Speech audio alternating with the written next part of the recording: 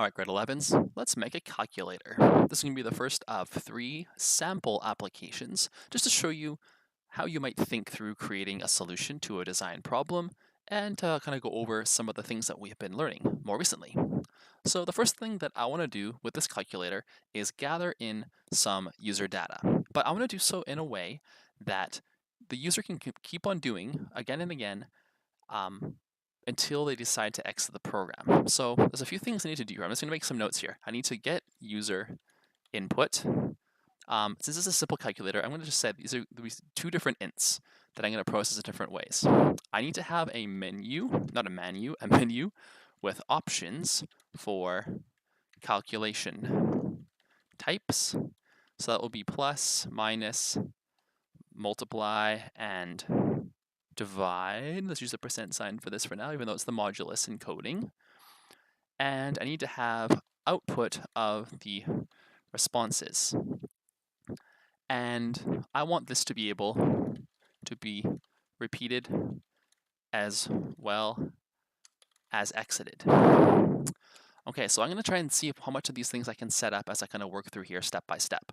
So getting user input, let's deal with the first part of this right away. Scanner scan equals new scanner system.in, Control-Shift-I, import my scanner class at the top there. I have a scanner, all right.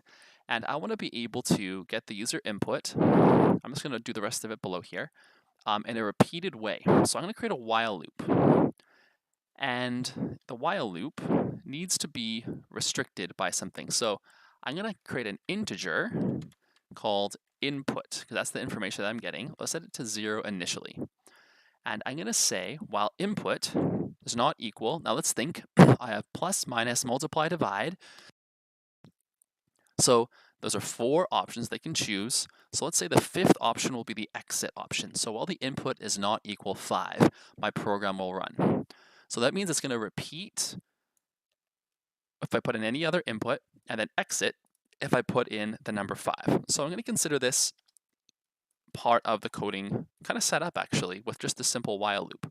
Okay, so now I want to get the user input. So I'm going to go, actually something I need to consider as well is that I have 2 ints, 2 inputs.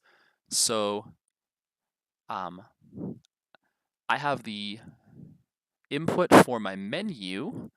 So here's something that I realized I need to add in a little bit more here. Let's make a bit of a longer comment for this section here. Get 2 user inputs.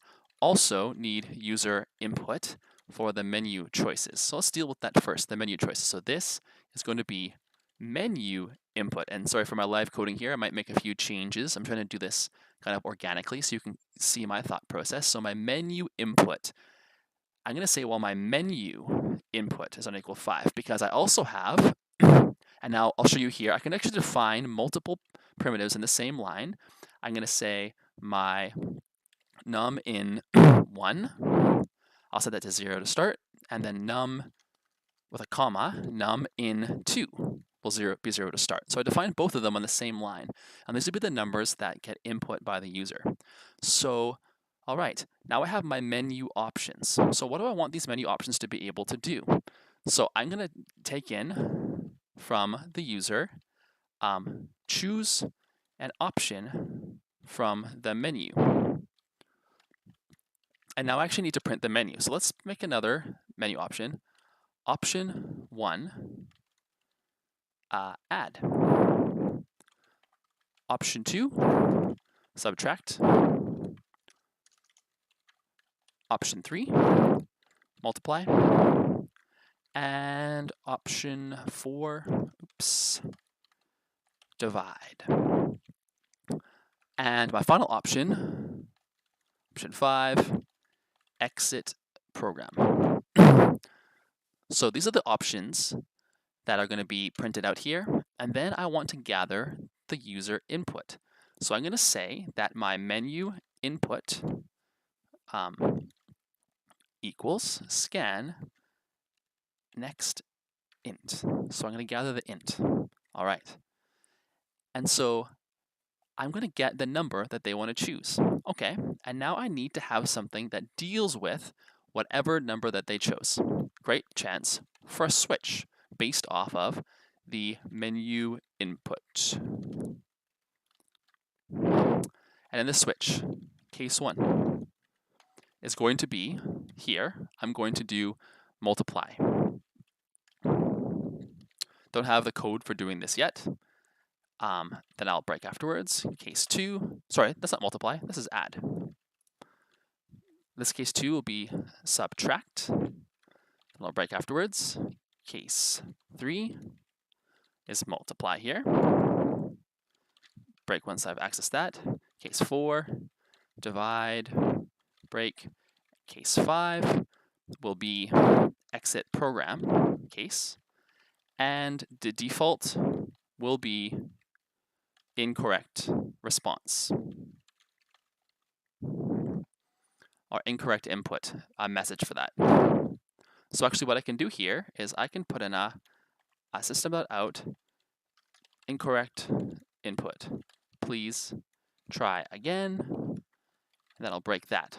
So in my switch menu, here's what's going to be going on. I need some functionality for these different functions to be able to do, and I want to break program in case 5. So what I might say to the user is, thanks for using my calculator. And what can I expect here?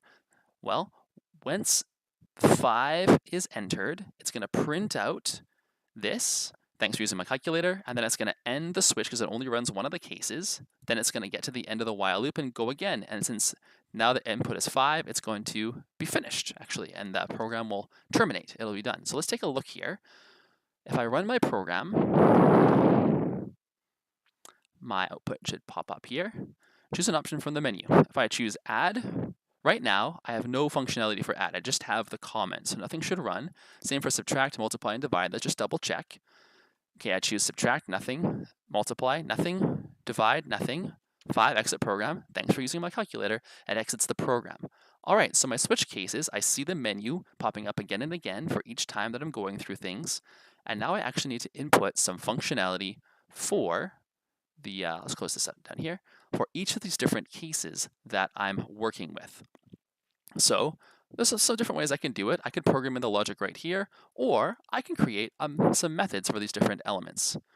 So let's think. Inside of my while loop, it ends here. This is my main ending here. So I need to create my methods inside the class, but not inside of my main. So I'm going to start by public, and here we're just going to say void. We're going to call this add. We'll make one for public void subtract. Public void multiply. And as I'm typing this all in, I'll just make a comment here that it is totally possible that you could go about structuring the program in a very different way than this. This is just one option that could work, but you could do it many other ways. And if you recall from earlier, we are running a static method here. So these should technically be static methods. We'll just keep it simple like that by adding in these into statics for now. Static for the multiply, static for the divide. So we need some functionality for this. And so what do we want to have happen in each of these things is that we want to be able to take in some inputs, and we want to be able to pop them out, whatever process that we're doing with them here. So let's think here. I want to be able to get the user input and assign the values to each of these nums, and then I will send those to be dealt with in the appropriate manner. So one way that I could do this is I can maybe create a method, because I'm going to be doing it for each of my cases, that will gather each of the different inputs after I've chosen a case. So maybe I'll make a method called public static, and we will